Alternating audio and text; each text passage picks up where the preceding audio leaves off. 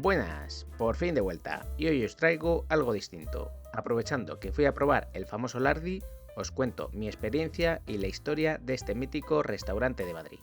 Primero vamos a hablar un poco de su propia historia, para comprender la importancia de este lugar en pleno centro de la ciudad. Pero si queréis ir directos al grano, os dejo por aquí el minuto exacto de la experiencia. Para empezar, debemos situarnos en la España del siglo XIX, siglo que inicia con la Guerra de Independencia Española, para expulsar al ejército napoleónico de la península. Después, tras 20 años de reinado de Fernando VII, muere en 1833, dejando a su hija Isabel II de apenas 3 años como heredera, regenciada por su madre María Cristina de Borbón, lo que provocó la Primera Guerra Carlista. En este periodo de crisis, concretamente en 1839, es cuando se abre el Lardi, una pastelería y posteriormente restaurante en pleno centro de Madrid, innovador y al gusto francés. Pero para entender su éxito debemos conocer cómo eran los otros lugares de comidas en aquella época. Los más típicos eran las fondas y posadas, que además de alimentos ofrecían hospedaje. Larra, en La Fonda Nueva, nos describe muy bien la opinión que tenían en aquella época. ¿Quiere usted que le diga yo lo que nos darán en cualquier fonda donde vayamos? Mire usted, nos darán en primer lugar mantel y servilletas puercas, vasos puercos, platos puercos y mozos puercos. Sacarán las cucharas del bolsillo, donde están con las puntas de los cigarros. Nos darán luego una sopa que llaman de hierbas, que no podría acertar al tener nombre más alusivo. Estofado de vaca a la italiana, que es cosa nueva. Ternera mechada, que es cosa de todos los días. Vino de la fuente, aceitunas magulladas, fritos de seso y manos de cordero, hechos, aquellos y estos a fuerza de pan. Una polla que se dejaron otros ayer y un postre que nos dejaremos nosotros para mañana. Incluso de la mejor fonda que dicen que es el Geniéis, cerca de por entonces la inexistente Gran Vía, nos comenta Larra: las salsas son bien feas, el adorno ninguno, ni una alfombra, ni un mueble elegante, ni un criado decente, ni un servicio de lujo, ni un espejo, ni una chimenea, ni una estufa en invierno, ni agua de nieve en verano, ni Burdeos, ni champán, porque no es Burdeos el Valdepeñas, por más raíz de lirio que se le eche. Esta fonda era una de las primeras al estilo francés, por eso nos hablan de vinos franceses como el Burdeos o el champán, pero que en verdad les daban Valdepeñas, el vino que se podía beber en cualquier tasca de Madrid. Lo que nos deja claro este artículo de Larra es que en Madrid de 1830 existe un sector de la población que busca el refinamiento de los restaurantes franceses que estaban de moda en aquella época. El otro factor decisivo para el triunfo del Lardi fue el auge del ferrocarril a partir de 1850, ya que se consolidó como el restaurante de referencia para cualquier adinerado o embajador extranjero que pasara por la ciudad. Por desgracia, Larra no llegó a verlo, ya que el escritor romántico, como todos sabemos, se quitó la vida en 1837, y fue un par de años después, en 1839, cuando Emilio Huguenin funda el Lardi. Emilio era un repostero francés de origen suizo, que había trabajado en el Café Le Hardy de París, y había hecho contactos con los exiliados españoles en Burdeos durante el Trienio Liberal. Parece ser que aquí saca la idea de montar una pastelería en Madrid, para traer productos franceses por entonces desconocido para la mayoría de madrileños, como el croissant, los bolabán o los petit chus. Monta su pastelería en 1939, en pleno centro de Madrid, en la carrera de San Jerónimo, a escasos minutos de sol, y decide ponerle el nombre de la cafetería parisina en la que había trabajado, pero contrayendo el nombre, a Lardi, que significa el intrépido, y que acuñará como su apellido, siendo conocido desde entonces como Emilio Lardi. Y sí, el famoso Lardi empezó como pastelería, ya que era su oficio, y a día de hoy sigue manteniendo una excelente repostería local. Pero pocos meses después de su fundación empezó a ofrecer también comida, por lo que abriría el piso superior, que es donde se encuentran los salones. Lo rompedor del Lardi no fue solo que trajese esos productos franceses que estaban de moda entre la alta sociedad madrileña, sino que también fue pionero en la moda del restaurante francés, donde las mesas eran separadas, tenían manteles, servilletas, platos a la carta y precios fijos. Toda una serie de características que, como veíamos en el artículo de Larra, no se podían encontrar en ningún otro establecimiento madrileño, y que cautivó a toda esa aristocracia. También fue pionero en el autoservicio, con el samovar y el croquetero, que luego comentaremos, Estos permitían ponerte tu propio caldo o coger algo de comida por tu cuenta. Pero sin duda uno de sus mayores éxitos fue ofrecer comida a domicilio y para eventos, cosa que nos parece muy normal a día de hoy, pero que ya se hacía hace 200 años. Y es que un par de años después de su inauguración, en 1841, el propio Marqués de Salamanca le encarga el bautizo para su hijo, recomendado por Eugenia de Montijo, emperatriz de Francia. Estas amistades consagran al Lardi como el restaurante de la élite mientras el marqués seguía creciendo, ya que fue el promotor del ferrocarril durante los años 50, y a todos sus contactos que pasaban por Madrid les recomendaba probar el Lardi. Un ejemplo de todo esto nos lo ofrece Galdós en sus episodios nacionales. Me llevó el Marqués de Salamanca en su coche a la carrera de San Jerónimo, donde se ha establecido un suizo llamado Lardi, que es hoy aquí el primero en las artes del comer fino. Vino a Madrid en el 39, estrenándose en la industria pastelera, que fue gran adelantado con relación a los buenos que aquí teníamos, por lo que se dice que había puesto corbata blanca a los bollos de Tahona. Alentado por el éxito, introdujo el dar de comer, y ha ganado tal fama por su puntualidad, esmero, pulcritud y por la ciencia de sus cocineros, que ya no hay en Madrid quien se le ponga por delante.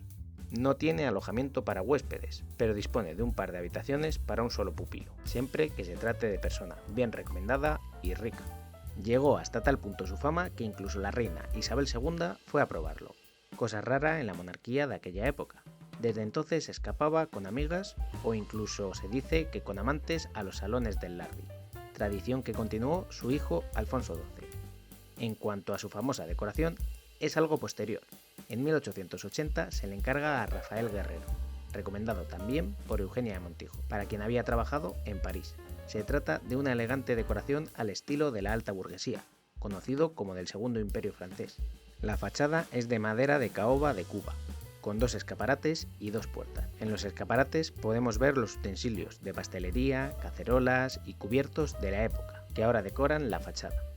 Pero lo importante es que también se puede ver a la gente en su interior, y esto en la época era algo novedoso, ya que buscaban que te viesen tomando algo en el Lardi, como signo de ostentación.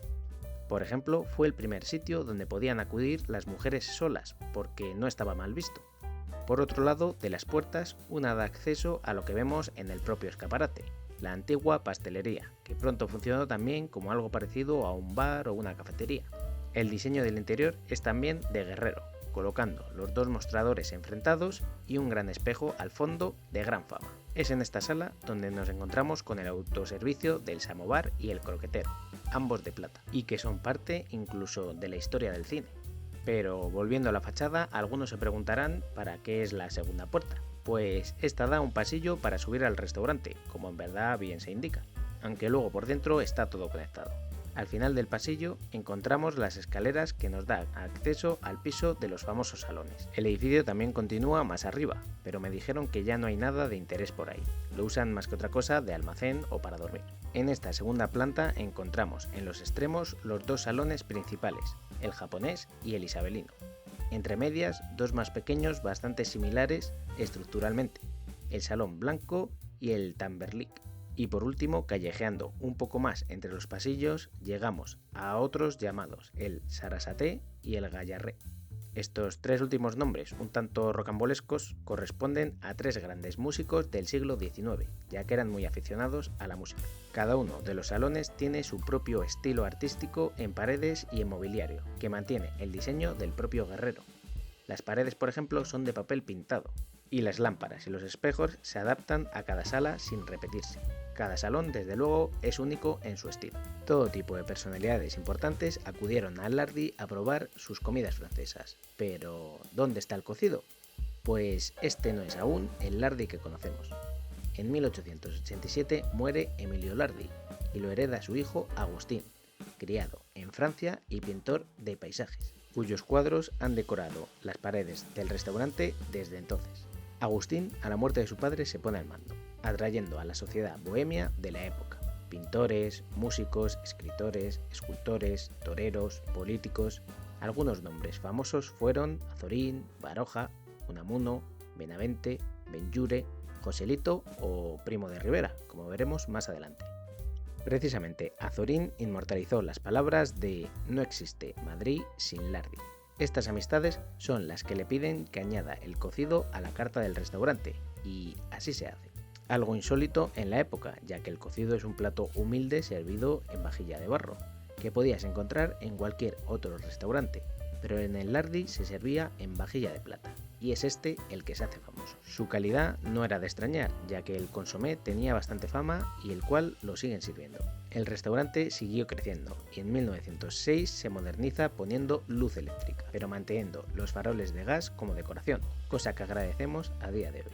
Y precisamente a partir de este año, cuando se casa Alfonso XIII con la princesa británica Victoria Eugenia, es cuando comienza a aparecer una gran competencia para el Lardi, debido a que junto a la princesa vinieron numerosas personalidades que necesitaban alojamiento y comida.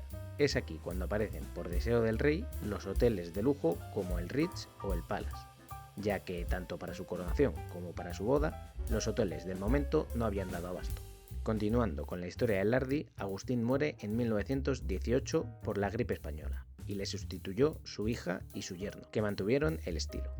Es en estos años cuando un asiduo del restaurante, Miguel Primo de Rivera, da el golpe de estado con el que inicia su dictadura, y todo ello supuestamente orquestado desde los salones del Lardi, entre comida y comida. Pero esta etapa del Lardi dura poco, ya que en 1926 lo venden después de casi un siglo de historia en la familia. Que el negocio estuviese en manos de una mujer era algo que no estaba muy bien visto en aquella época, y eso le obliga a venderlo a dos de sus empleados, el jefe de cocina, Antonio Feito, y el jefe de pastelería, Ambrosio Aguado. Debido a que conocían perfectamente su cocina, mantuvieron el estilo tradicional del Lardi. Ellos fueron los que vivieron la guerra civil, por la cual tuvieron que cerrar, y en la que también existe leyenda. Consiguieron superar la crisis y se mantuvieron durante la posguerra, mientras seguían acudiendo personalidades ilustres como Chueca o Gregorio Marañón, entre otros. Se mantuvo como uno de los restaurantes de élite más importantes durante todo el siglo XX y XXI, donde siguen reuniéndose personalidades del país. Milagros Novo Feito, nieta del jefe de cocina, mantuvo el local tradicional, apareciendo en numerosas entrevistas para seguir dando difusión a la historia del Lardi. Con la pandemia del COVID, el Lardi entra en crisis y sale a preconcurso de acreedores, finalmente comprado por Pescaderías Coruñenses, que lo dirigen desde entonces, pero manteniendo el estilo tradicional característico. Pero bueno, suficiente historia ya. Vamos con lo que nos importa ahora mismo, la comida y la experiencia. Nosotros reservamos a través de su página web, donde te preguntan directamente si vas a comer el cocido, que vale 65 eurazos. Para cenar había bastante sitio, pero para comer, que es cuando apetece un cocido, y en fin de semana, tuvimos que reservar para un mes. Llegado el momento de la cita, allí nos plantamos. Los días de mucho ajetreo tienen a una persona vestida de época en la puerta, para indicarte y controlar el aforo. Esperamos un poco en el pasillo y nos subieron ya al comedor, en concreto al japonés. No elegimos nada de esto, pero la verdad es que es mi favorito. Lo tienen puesto como para que coman 3 grupos distintos no muy grandes. Nosotros éramos 3. Para grupos más grandes tienen otros salones. Lo primero que nos llamó la atención es la cantidad de personal que había por sala, entre 2 y 3 personas atendiendo, o sea, casi uno por mesa. Empezaron poniéndonos un entrante y nos dieron a elegir entre 2 tipos de pan. Este entrante y el pan no sé si se podrían rechazar, pero vienen juntos y te suman 4 euros aparte del cocido. ¿Y quién se va a comer un cocido sin pan? Nosotros escogimos el pan más estilo rústico, y estaba la verdad bastante bueno. En cuanto al aperitivo, no era nada destacable. Un hummus con unas verduras para mojar y mantequilla. Tampoco lo pudimos probar mucho, porque en cuanto empezó el cocido se lo llevaron todo menos la mantequilla, que esa sí estaba rica. Al mismo tiempo que el aperitivo te ponen también su famoso consomé, que este sí está incluido en el precio del cocido. Es el tradicional que se ha servido siempre en el samovar. Tenía un color bastante intenso, por lo que no creo que estuviese clarificado. Y de sabor estaba bastante bueno, con un potente sabor a caldo de carne y bien calentito. También en este momento te toman nota del vino. De los tintos nos dieron a elegir entre 2, un Cuvée Lardi Pietro Picudo de 28 euros y otro que no recuerdo de 38. Se supone que el Lardi tiene fama por la gran cantidad de vinos que tiene, así que a lo mejor si preguntáis tienen otros distintos. Nos dieron a probar estos 2 y nos quedamos con el más baratillo para no seguir engordando mucho más la cuenta. Además también pedimos un par de botellas de agua, cada una costaba 5 euros. Poca broma, ya que el menú no incluía ni el vino ni ninguna otra bebida. Como os decía antes, no tardaron mucho en sacar el cocido, ya que lo teníamos pedido de por sí. Comienzan poniendo la sopa, que te la sirven ahí mismo. Una bandeja también de garbanzos con verduras y un poco de carne que ahora comentaremos. Además, un poco de pan de cristal, una pelota y un poco de tomate aliñado con aceite y sal. Te ponen todo esto junto, aunque separando los dos vuelcos. Me imagino que lo ponen así para el que quiera mezclarlos. Empezando por la sopa, tiene un color intenso también, aunque bastante menos que el consomé. Y el fideo es de cabello de ángel, que es el más fino. En cuanto a sabor, para mí la sopa debe ser lo más importante del cocido, donde se nota más la diferencia, y en este caso me parece que predomina más el sabor de la verdura que de la carne. Potente en sabor, pero sin ser nada exagerado. No está para nada entre las mejores sopas de cocido que he tomado, pero no quita que esté muy buena. Vamos a ver el resto. La pelota me sorprendió bastante. No suelo ser muy fan, pero esta estaba bien buena y jugosa.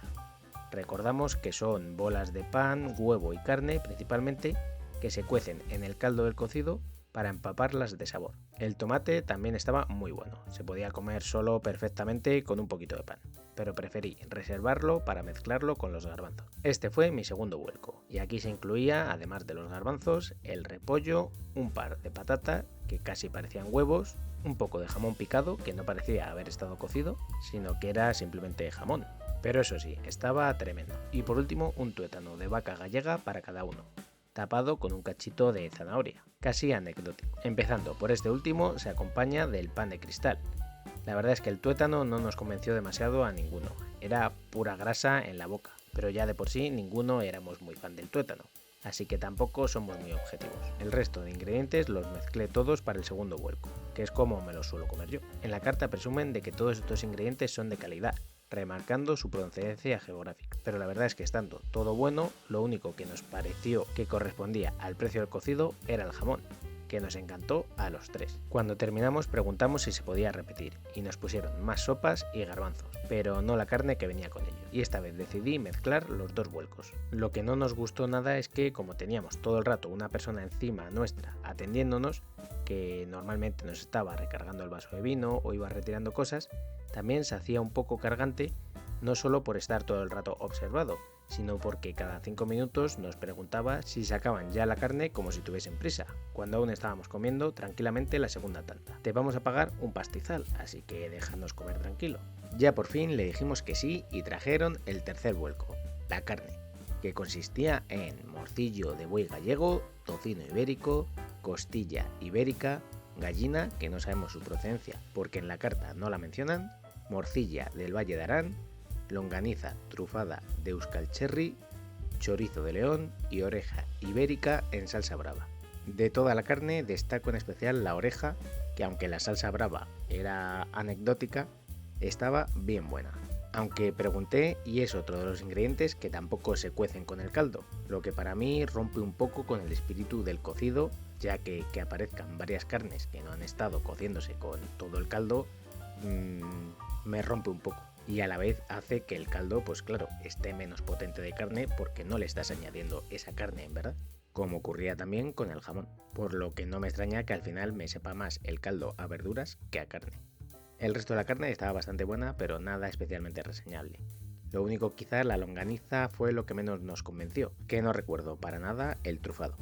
A estas alturas ya estábamos hasta arriba, y ni intentamos repetir de carne. Lo siguiente era el famoso soufflé lardi, que este sí lo incluye el menú.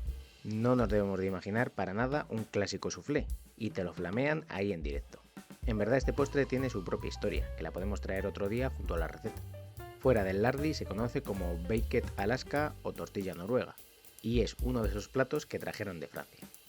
Este postre se compone de un bizcocho borracho abajo, luego encima un helado de vainilla y todo cubierto con un merengue que protege al helado del flambeado de ron.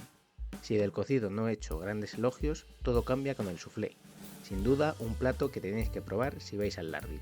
Es con diferencia de los mejores merengues que he probado. Súper cremoso que junto al helado el contraste de sabores, texturas, temperaturas lo hacen imprescindible. Quizá un tanto empalagoso, pero ¿qué esperamos de un postre francés del siglo XIX?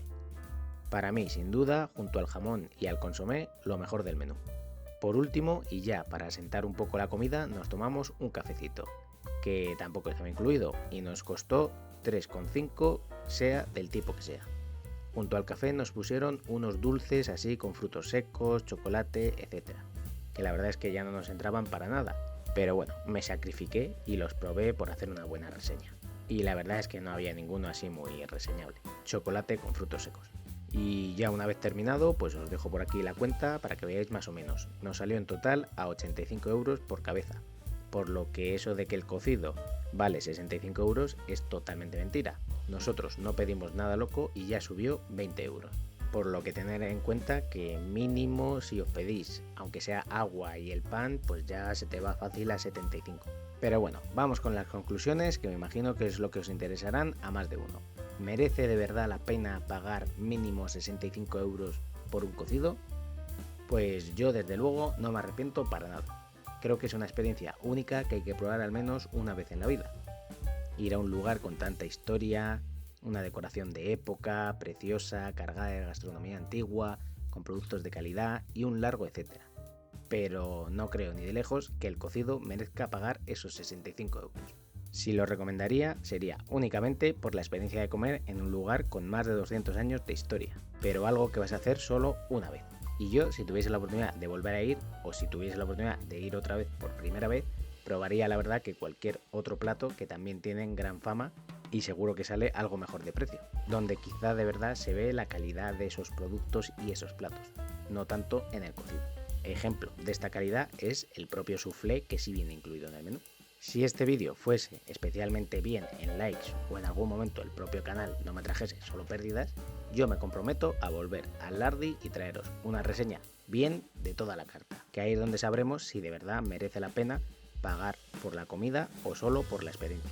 Así que si queréis que ese momento llegue, no olvidéis darle like y compartirlo. Y con esto terminamos. De lo que no nos debe caber duda es de la importancia histórica que tiene el Lardi. No solo por la propia historia cargada de personajes emblemáticos, como hemos visto, sino porque antes que la Gran Vía, antes que el reloj de la Puerta del Sol, elementos indispensables de Madrid, ya existía el Lardi. Y como decía Azorín, no hay Madrid sin Lardi. Nos vemos, espero que prontito. Tengo muchas cosas grabadas, pero poco tiempo para editarlas, así que intentaré traeros los más cortitos para que me vaya dando tiempo. ¡Hasta luego!